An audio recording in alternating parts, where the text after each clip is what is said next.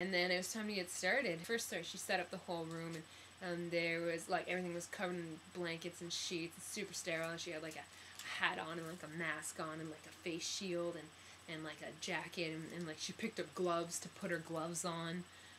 Like, you know, and it was crazy and all this, it was so sterile, it was insane. And she had to like cover me in a blanket and a sheet and stuff, and she painted my arm with this disinfectant stuff. She put the local anesthetic in, and I felt it go in, which sucked. And then she's like, okay, do you feel this? And I was like, yeah, I can still feel it. And she's like, oh, okay, we'll have to put another needle in, but don't worry, you know, nobody feels the second needle. And she put the second needle in, and I feel it, and I was like, oh, great. And she's like, oh, I'm sorry, you're like the 1% who feels it. Thanks. So then she goes in, and turns out that there's like a fork in the road right around here on the left side, and because the tube has to go in and then come back around and go in from the right artillery or whatever, we had to start with my arm out fully, and I had to look way over to the right to make sure that it went straight. When I got to about here, then I had to make sure that I brought my head across and tucked it in really, really tight so it would go down. So if I didn't tuck my head in, it would actually go up my neck into my ear. So she put it in, she had to like take it out a bit and then put it in again, and then she flushed it, and she's like, this is one way to know, if you hear running water, tell me, and we'll know that it went up here, and we'll have to redo it. So she flushed it, and I didn't hear running water, so that was good. And then they brought me over to get x-ray, which I couldn't stand up for, so like, propped me up against something, and I was like, kind of like still wobbly. They did an x-ray, and then I asked to see it afterwards, and it's crazy. So you saw this tube, and it actually, like, legit is like that inside of me. Ugh. So it's 46 centimeters inside of me. She had to pull it out by 1 centimeter because it went like a little bit too far, which is good apparently, so it went like right into my heart. She wanted it to be like kind of out of my heart, so she pulled it out by 1 centimeter. So yeah, it's 46 centimeters inside of me and 2 centimeters out of me. I'll show you what it looks like. So this is it. So that's my sweet bruise from it. That's the entry hole. There's the 2 centimeters that are out. This is a wicked cool butterfly clip thing that it snaps into, which is really, really cool. There's the rest of the tube. This is where it's hooked up to the IV right now.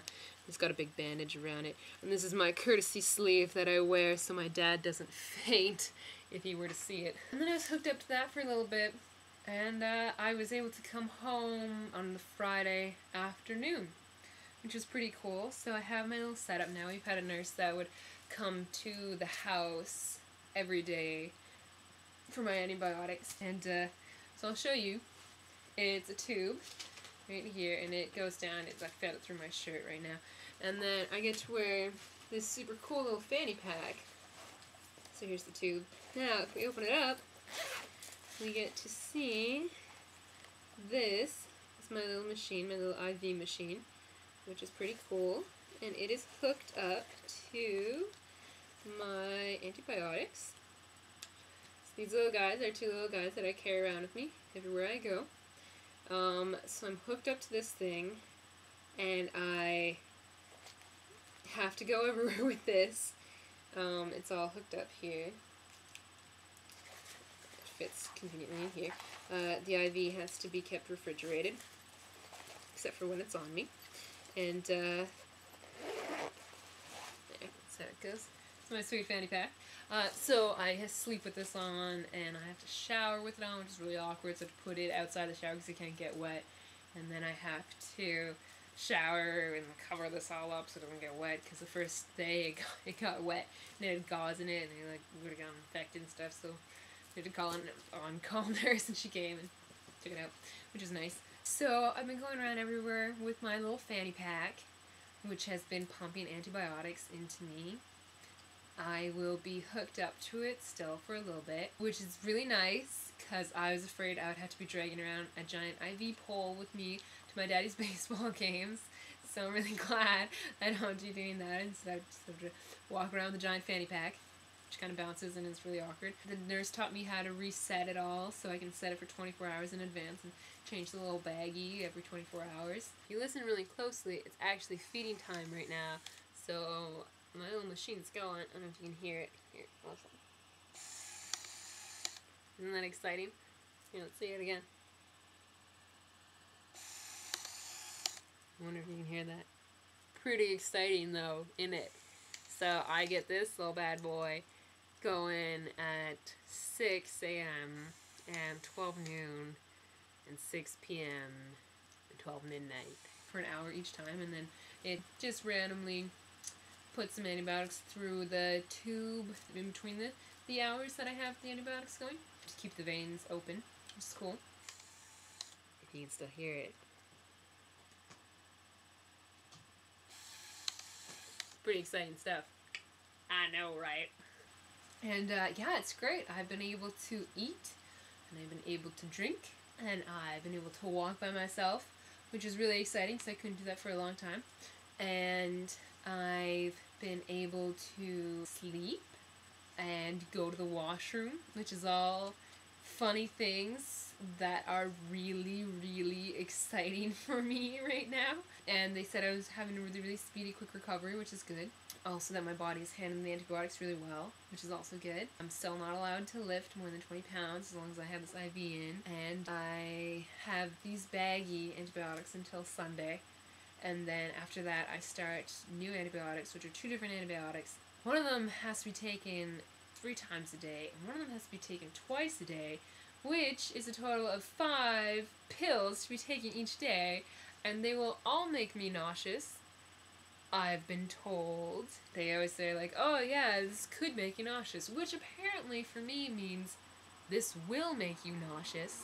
So I'm not looking forward to that, which starts on Monday, and it probably goes for about 10 days, but yeah, they didn't have to drain it, which is good. My appendix didn't have to drain it, which is really good. I didn't want to have to go around with the drain in it. But they won't be able to actually operate for another 3 months. They want to make sure that it rebuilds itself before they go in. So I'm not looking forward to being back in the hospital again and not being able to eat again. They said it would be a good idea to keep the PICC line in for the next 3 months, which is not going to happen because then I can't, do anything that I want to do. So hopefully I'll be getting the PICC line out in like a week or 2, maybe, hopefully. And yeah, that's my story.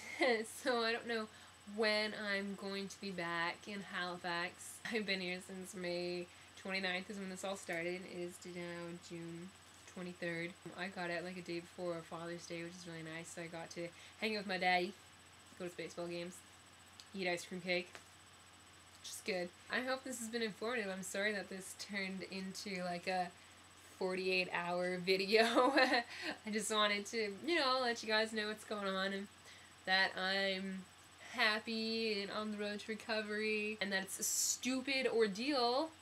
I was thinking about it, and if this was back in caveman times, I'd be like, oh man, my stomach hurts, and then I would just die, and that's how it would be. And they'd be like, oh, Laura, how'd she die? Oh, she died of a sore tummy. Like, oh no, she wasn't like defending the family from a giant T-Rex. No, her tummy hurt, and then she died.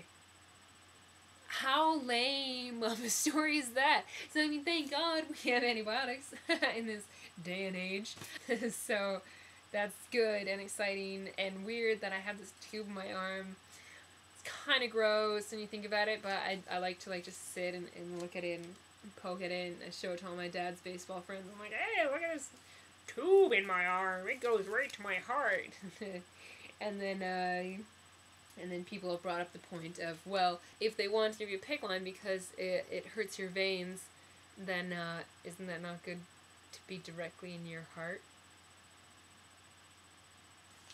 I don't know. I don't know how I feel about that. But it's good. It's going away. I had a bit of pain today, which is weird. I went to the hospital again and they took blood and did stuff. And they said everything was still looking good. And that sometimes the appendix stuff, it goes backwards before it goes forwards again. Not looking forward to throwing up again next week. I really was hoping to be done with that for the rest of my life, hopefully. Ideally. There's a lot of throwing up. But yeah, so needless to say, I had to drop out of summer school, which sucked. The day after tuition was due, I had to drop it all because I never returned. and now it's probably over. At least I'm alive. Am I right? Yeah, so thanks for watching, guys. I hope this has been well informative, and I hope to see y'all again real soon. Hope all is well, and yeah, send me some messages or something. Talk to you guys later.